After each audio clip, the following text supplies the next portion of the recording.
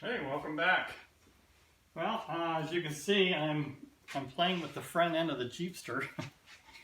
I'm trying to get everything to line up and trying to just get a good idea of what I'm in for when it comes to smoothing everything out.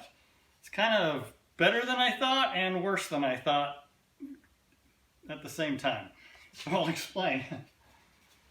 Looking across this hood, it's all ripply, it's all waves, and when I first started taking this thing apart, when I first got it home, I remember thinking, man, maybe I should get another hood, because this hood just, looking across it, it was just so wavy. Well, now that I've got it up here, and I've got all the lights on it, and I've wiped it all down, it's really not that bad. I've got a straight edge on it, and I'm just going over all the areas, and it's got a little bit of a high spot here, and a little bit of a low spot here, and then maybe a little bit again here. So I'm thinking, I mean, if I just support these two low spots and kind of bounce a little bit there in the middle, like I say, it's really not as bad as I thought. And then when it comes to how it all fits this way, the car's setting level, body-wise, the nose is tilted. This fender's a little high. And well, the grill also is a little twisted, but how it's mounted here and here is twisted. When it comes to the fenders and how it all mounts to the frame, it only has a single mounting point here right under the nose. So when the body's mounted down solid and this is mounted down solid, the fenders can go like this. And I think that's why there's so many stress cracks in these fenders. So those need to be mounted down. And originally the Jeepster had a cross member that came across from that corner to this corner of the radiator.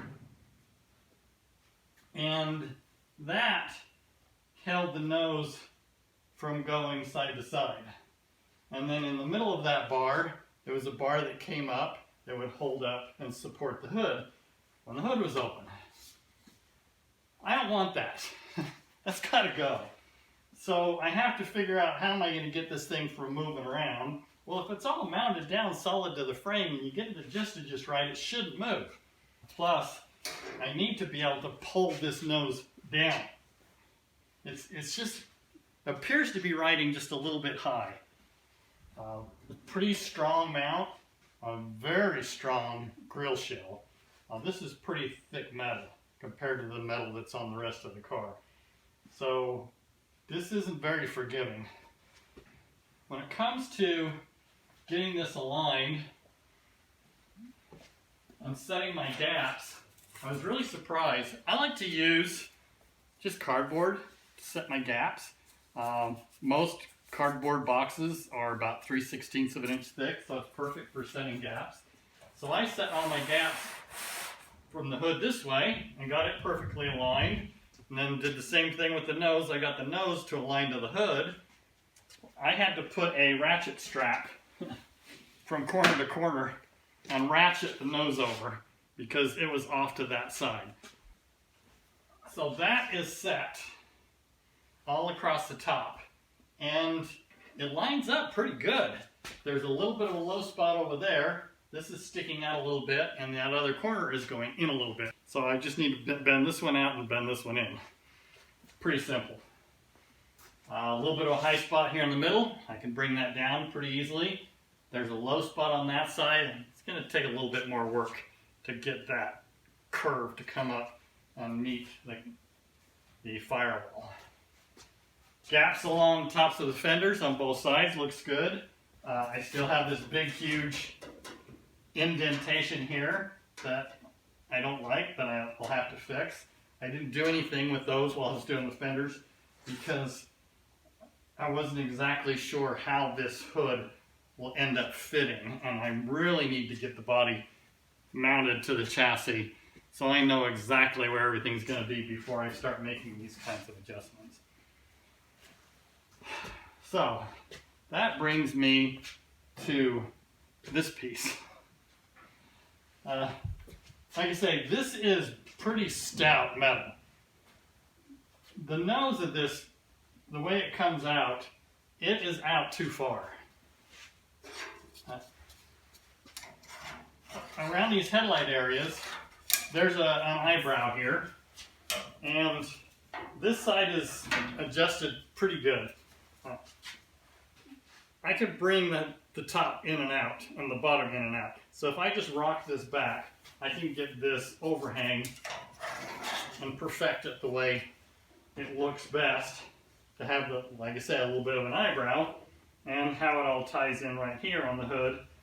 I could make that look very appealing. Same thing on this side. Now when it comes to this forehead right here, this should be overhanging like the brow of a hat. It's got an overhang here and here, but it's straight.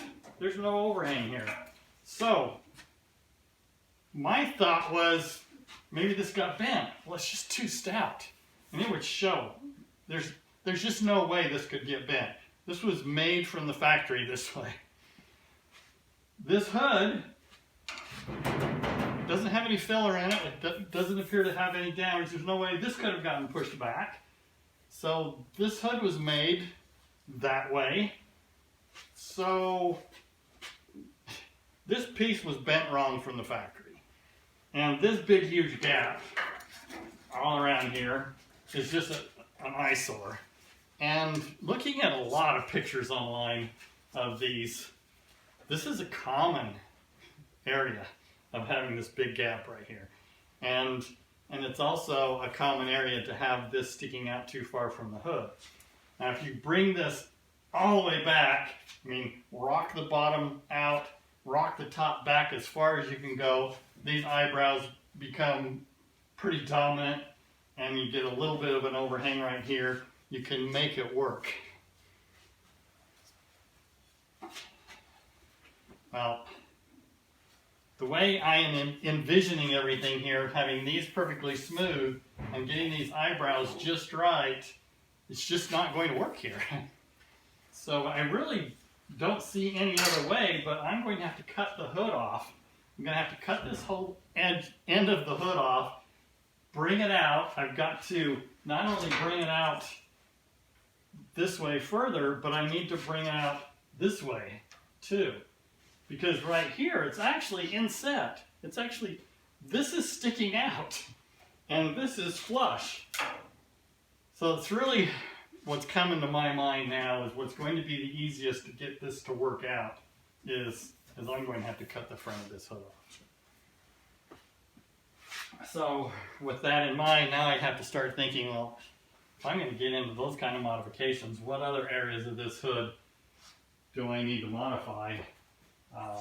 How they fit on the fenders, and I'm going to walk you around and I'll just kind of point all those areas out. So this is the gap I was talking about. I just set to 3/16 inch thick. That gap looks great, and it also guarantees that the hood is completely straight with the body. But here, the gap at the top is 3/16, and by the time I get down here, it's about 3/8. So that's why I was saying, I think this whole nose needs to come down. And then that will just kind of rock the whole hood down forward. That will close up this gap, and it will pull back this overhang. So then it's a matter of splitting this, my little area I've already welded on, but that would be splitting this whole area down here, and then I could rock those fenders forward and down. Well, that's not really going to be that big of a deal because I'm thinking about cutting this off anyways. This overhang, I mean, look at how, you can see how far of an overhang that is. My fingernails disappear under there.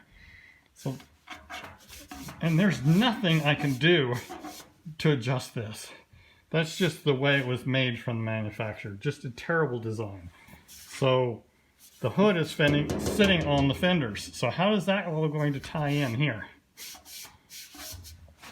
I haven't decided quite exactly how that's going to happen yet.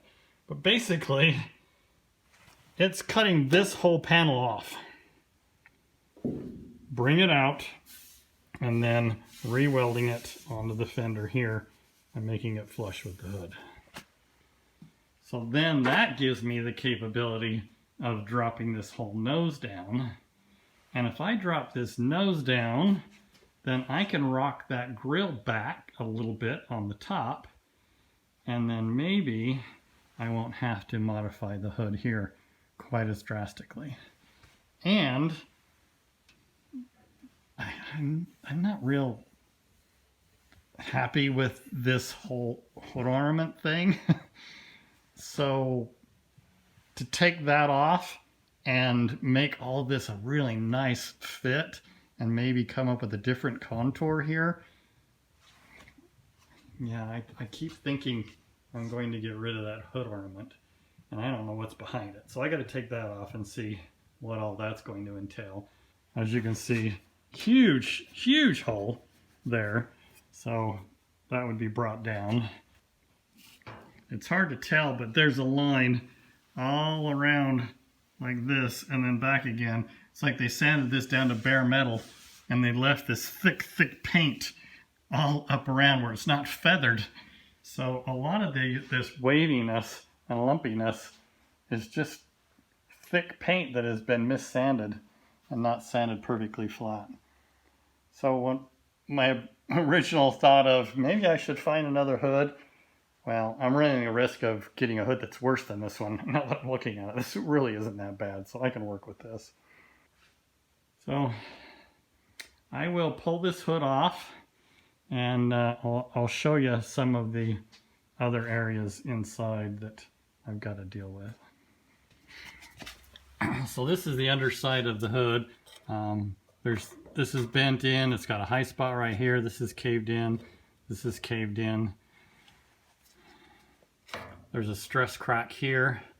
This is really wavy, and I'm not sure if that's just the way it was made from the factory. You can see these spot welds all along here. I can just imagine how difficult this was to even spot weld together, to get up into these holes and spot weld this piece on, because this hood is all one piece stamp.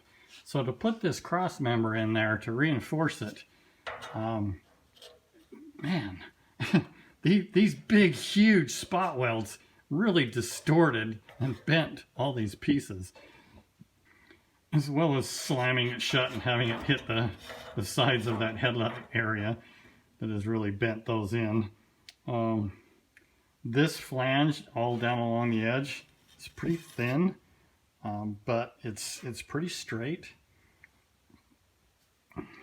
You can see this is the underside of the hood. This is the area that's got a couple of wavy high spots. So you can see I have easy access to the back side of this to be able to massage it, and I should be able to get that all flat. There was one teeny little dent right in this area. I should be able to massage that pretty easily. So that comes to the nose then, this area. And I think that's what happened here is when they spot welded this all together, this has ended up being pushed down too far onto this cross member. So I think if I drilled all of these spot welds out, I'd be able to push that nose outwards and upwards where it should be. So when it comes to this area now, this is the hood latch. This piece is the angle rod that drops down and supports the hood. So I'm not planning on using that, so that's got to go. This little guy, that is the secondary latch, the safety latch to hold the hood, so that if this one comes loose, then this is the safety catch. That's missing. This area is bent, probably just from slamming the hood over the years. It can be fixed. Let's look at the actual radiator shell. So now you can see this whole area, this used to come out and down. And this is some pretty thick metal up here as well. They cut it back on both sides, and they heated it, and they bent it down and around, and then they took a cutting torch and they cut it off. And it's all bent right here. So this is bent upwards, and that's part of the reason why there's so much of a gap. But even if you did get that pushed down enough to close up the gap right here, so again, this needs a lot of work. So these wings from the original Radiator, they're all bent. They could be straightened. This area, just gonna have to make it new. It's not going to be an easy piece to make. It's probably going to be easiest to just try to cut this straight across and then flatten it out and work with it. Like I say, it's thick, it's heavy metal, so it's going to take a big hammer and an anvil that I can really straighten this area out, and then a weld on an angle iron or something. And the new Radiator, I'm putting a Mustang Radiator in here that goes with the Mustang engine. It's a perfect fit. I need to bring the Radiator forward just a little bit. So I might as well just cut both of these flanges off. That bottom one, they actually cut it at the bottom, heated it up, and bent it up and over to the inside. I could bend that back out and probably save it. But as I'm looking at it, it probably makes more sense to just cut all three of these off, redo all three areas, put an angle iron piece like this on it, and design it so that it works with the new Radiator. Plus, that's moving it forward a good 3 inches, so that should give me the extra clearance that I need on the front of the engine for all my accessories. If I put in air conditioning, power steering, alternator, got to have all that. So that should give me what I need for the clearance in the front. As I'm pulling on this, there's a lot of flex in this nose and the body's not moving. So the fender wells are pushing in as I'm pulling down. And that's what's caused these stress cracks in these fenders. This nose constantly moving and twisting this way. So when I get this back on the frame, like I was saying earlier, I'll be able to really secure all this and get it mounted down where it should be. And then I'll extend some tubes on both sides of this with maybe some boxed in steel tubing on both sides. It gives me a lot to do. A lot of modifications that I've got to do here. If I was restoring this back to completely original, I think I'd have no choice but to replace this whole section here. And you start to see why I've ended up modifying this car and not going back to original. They cut off the clutch pedal, moved the brake pedal, cut up the floor, cut up the frame rails. There was just so many things that they did to turn this into a clown car, to a parade car, putting an automatic in it, cutting off the shifter and the linkage. There's so many things that typically I like to restore a car, and when I bought this I planned on restoring it back fully original, but there's just so many obstacles. It just makes sense to go all custom. So we'll continue on with that, and I'm certainly not going back now. Got 4-link rear suspension, independent front suspension, rack and pinion power steering, stick shift on the floor. Come on, this is gonna be a hot rod. You got almost 400 horsepower. So, I want to do it right. Well, I kind of talked my way through this whole video. There was just so much to discuss and to try to think about. And I'm really at a standstill now. I've got to get this body back on the chassis before I can do anything else more with the whole front of this. Most of the stuff I wanted to do with the fenders that are up underneath the body, that's done. The firewall is done. The doors are done. The windshield area is done. My new custom dash is pretty much finished up. Now it's just a matter of putting filler on everything. I mean, it's just smoothing it all out. Put on some high build primer over the whole car and just start sanding. The only reason I haven't put this body back on the chassis is because I still need to paint the whole underneath side of it. So that's what I'm hoping to do in my upcoming videos. I'm going to get this body up on its side so that I can clean and pour 15 or KB, whatever that coating is. They're both the same types of paints. Paint the whole underneath side of this, get the body on, get it permanently mounted, and then it's a matter of doing everything from the firewall forward, making all the modifications to get this thing fastened down the way it should be, and then it'll all come back off, finish it, and that's just a matter of final sanding, and it's ready for paint. So that's exciting. But modifying this and the hood is going to take a lot of hours. Just mainly because this area of the metal is so thick, and that hood area I've got to basically cut all that underbracing out and then completely make everything and remake it so that it all fits and ties in and looks decent.